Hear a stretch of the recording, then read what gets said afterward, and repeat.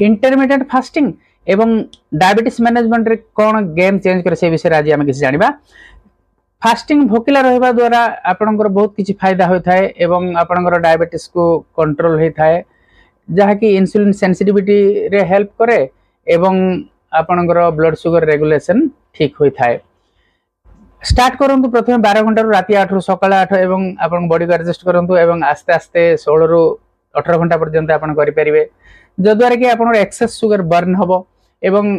এই যে ফাস্টিং রহিলা ভিতরে আপন কিছু পানি পি পারিবে এবং হার্বাল টি এবং ব্ল্যাক কফি আউ আপন প্রপার হাইড্রেট কলে বডি को बहुत भलो जहा कि आपन पैंक्रियास को ब्रेक हबो एवं नेचुरली ब्लड शुगर टा लोअर हबो टाइप 2 डायबिटीज को आपन रिवर्स कर परिबे। अन्य फायदा रे आपनकर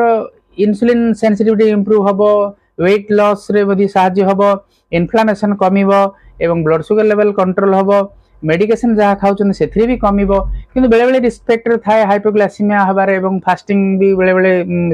इच्छा न थाए किंतु प्रैक्टिस कले निश्चय परफेक्ट हो पारे एवं आपणकर स्वास्थ्य पई आपण गोटे स्टेप नियंतु एवं स्टार्ट करंतु एवं मो कमेंट रे फास्टिंग बोली लिखंतु।